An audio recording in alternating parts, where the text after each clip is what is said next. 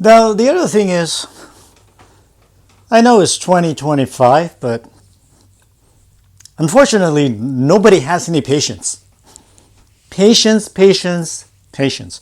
Everybody wants to learn everything today. Like in one day or in 1 month, they want to learn everything. And then they go and they say Wing Chun doesn't work.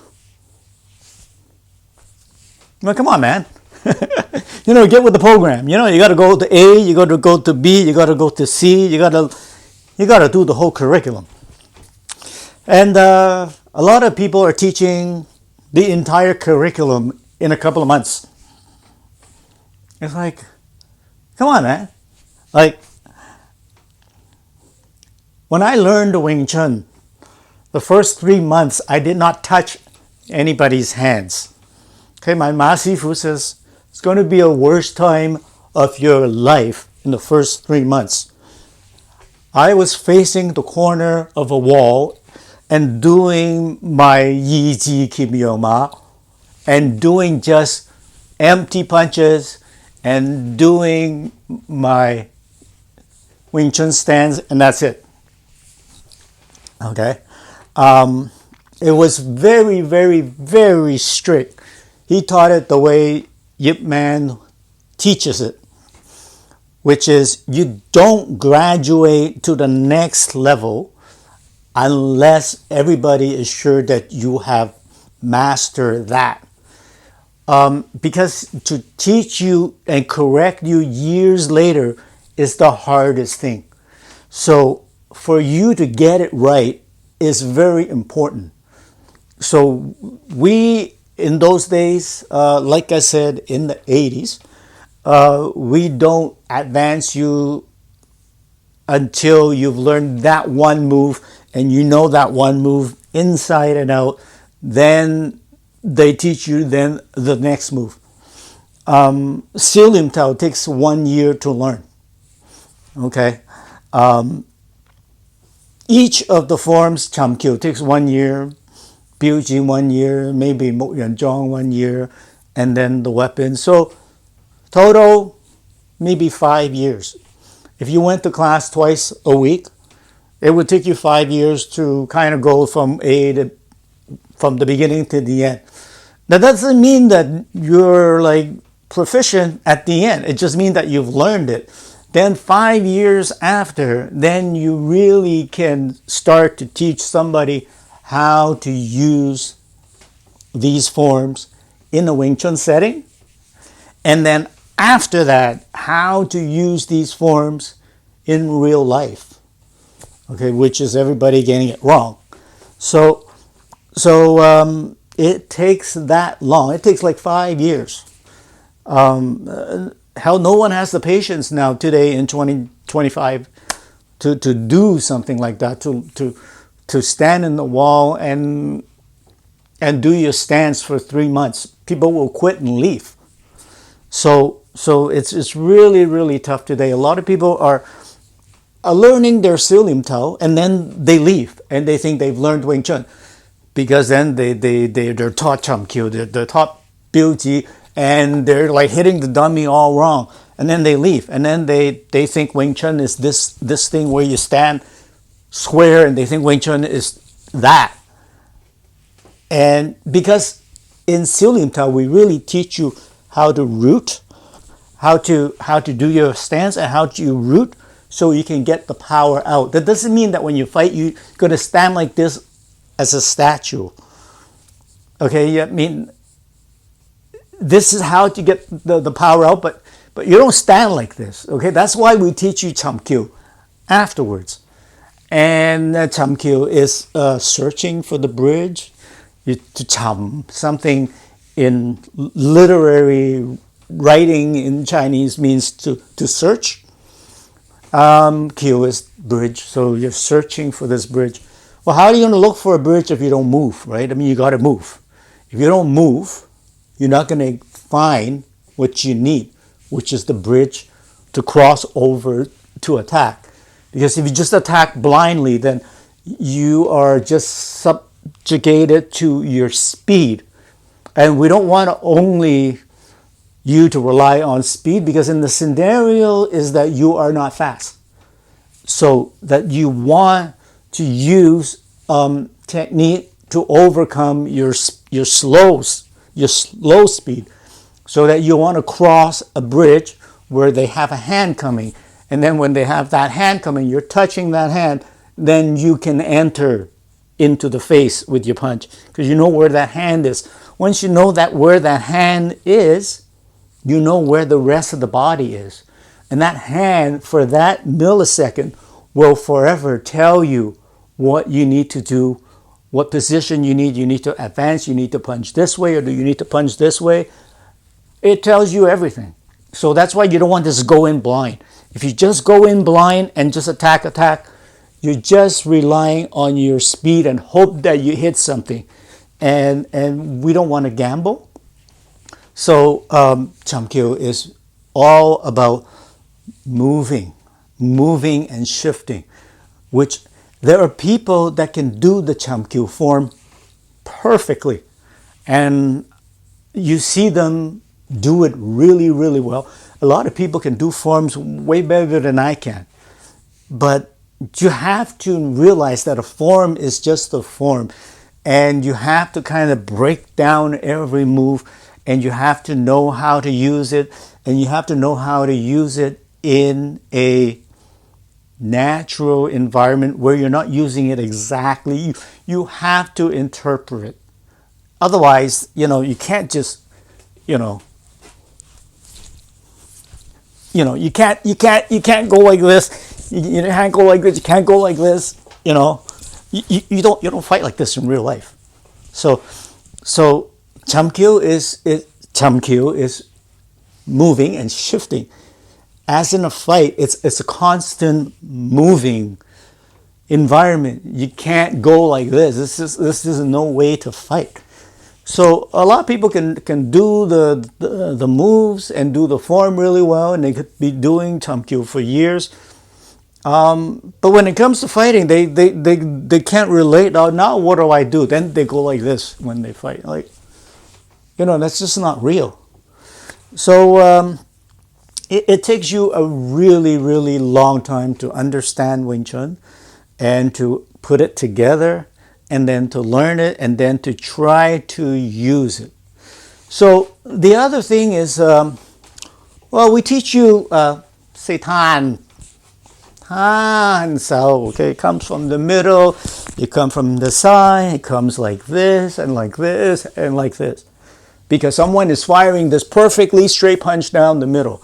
Fighting is perfectly, so that's why you have to come here, because the punch is coming down the middle, which never happens. So then you're tying like this, okay. They think that's one move. So when somebody punches here, a punch is coming from here, they time. And they think that is one move. If somebody punching here, they time. And they think that is one move. We haven't taught you the entire curriculum. So that is totally wrong, because you can't just do a tan. Okay, same as you don't just do a ball. Okay, same as you don't do any one move in particular. That's why I say the moves are all in your hand, and it's all within that one move. So when you're sparring and you're thrusting your hand out, and when your hand's thrusting out, you're there to punch or palm or attack whatever you can. Happens to be like this. It's not a tan yet. And it's only a tan if there is somebody who's punching you and they happen to touch your hands. Then your hand, instead of punching, because you can't get there now, it turns to a tan. And as the punch is coming, now I'm describing this in a millisecond, okay? Now we're going from millisecond to millisecond. Now because you cannot punch him, you encounter this punch from the other guy, so now this punch becomes a tan. Well, you're not even holding the fist, because you're not supposed to. So this open hand to attack, as soon as it touches a hand, that becomes a tan. So as soon as it becomes a tan, this hand here, this opponent starts going to try to hit you. You go from the tan to slightly rotate. This rotation, you start to rotate a little bit this way. So now you go from a tan to a wu, the protecting hand. So because if you stay as a tan, you're going to get hit because he's going to collapse your tan. So you go from a tan to a wu. And notice when you go from a tan to a wu, you've gained already an inch. Okay, you go from a tan and to a wu. And look at this. From here, I go from a tan to a wu. Now I'm here. This here, I've gone from here to here. Okay? You try to goss out. You try to pass the hand. The whole idea is that you want to reach and punch, palm strike, whatever. People have a problem here. The natural reaction when somebody goes like this, they try to fight you right at the point of contact. And that is a natural instinct that we try to teach that out of your natural instinct. It's a very hard thing to do.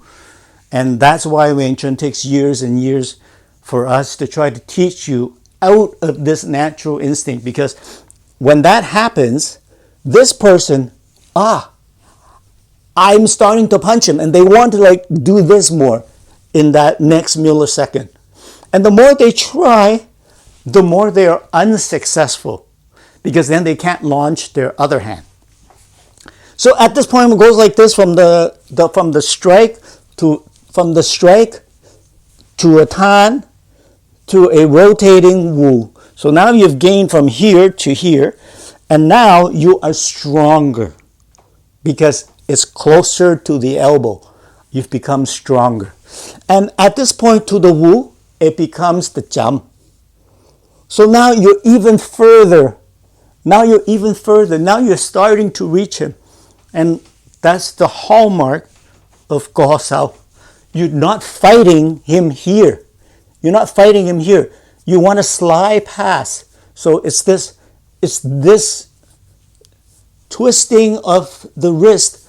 You're going from tan, an attack, change to a tan because you met a hand, and you're rotating to a wu, and now you're rotating this to a jump. And at this point, his hand is now at this part of your forearm, which is supported by the rest of your body.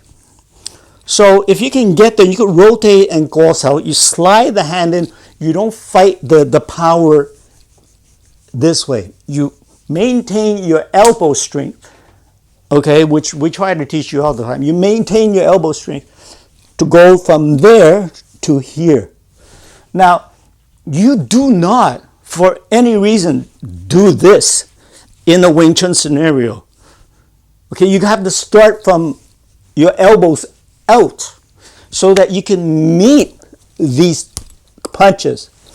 And when you meet these punches, you slide in with the wrist twist and you start putting that elbow in. That's when you can gain more power. And this is like the third nanosecond. You start now to gain more power. Now his hands slide up to here. And now at this point, he still thinks he's going to hit you. But now you're just going straight and you're now passing his hand. You're 過緊佢隻手. So now at this point, he cannot come in. Even if you're a small guy and he's a big guy, that one punch, he cannot move your entire body because now you have your elbow. Now he's near your elbow now, and your elbow is hooked and braced by your body and your spine and your stance. So now he thinks for that millisecond, he thinks I'm getting in. So he's not going to retract that hand and try to punch you with the other hand. He's going to, for that millisecond, he's still trying to punch you more because he thinks when he's making more contact in that millisecond, he thinks, I'm getting in. And then when he gets to here, he can't come in. Because now you have the body with the elbow. So that's when you go from the tan to the wu to the jump. And his hand has slid down because of what you just did. And now at this point, you could easily come in from here to here. You could easily come in for an attack. Now, whatever attack you do, it's fine. You can, whatever attack you like, while this hand here is there ready to deal with the other hand, in case you are slow. So this hand comes in and you're ready to deal with that hand, or if he's going to shoot in. So this hand here, like this, you're punching, this goes like this, and like this, and you want now to attack, but then this hand needs to be out so that if he tries to shoot in, you have this elbow protecting the lower part of your body so that he can't shoot in. And then if his hand is fast with his other punch, you can now stop his other punch. And meanwhile, you need to be shifting this way so that you can now attack with this hand while here is blocking his left hand, while this is ready to lap the other hand or block him from coming into your body to shoot under, to shoot in. So your elbow is there to protect you while you're doing a shift with your hips to this side. Because after that, he's going to rotate his shoulders and attack you with that hand. So the safest way for you to do after that is to shift this way. I mean, this includes your entire body with footwork, with shifting your hip to your shoulders to attack, wu sao, jump sao. It's just so many moves involved. And that's why it takes many, many years to learn. And most people don't have the patience. They don't learn everything. They think it's just tan is one move. Bong, they think it's one move. You know, folk, they think it's one. No, it's all moves. All of these moves are within that one motion. All of these moves encompass all the motions of the hands of Wing Chun that you know. So that's why 4 or 5 years to learn the curriculum, and then you can really start to try to use Wing Chun. Like I said, so these moves are in the natural boxing moves that you fight, the way you fight naturally. I say boxing, I don't mean like boxing like the sport. I mean boxing like, you know, like whatever way you punch, whatever the most natural way you punch. So all these moves, within one move, you have to deploy 3 to 4 hands of Wing Chun. So that's why people don't, when they do one move, it's no wonder it doesn't work. Okay, so I think I really talked a lot since I haven't been on for a long time. So practice.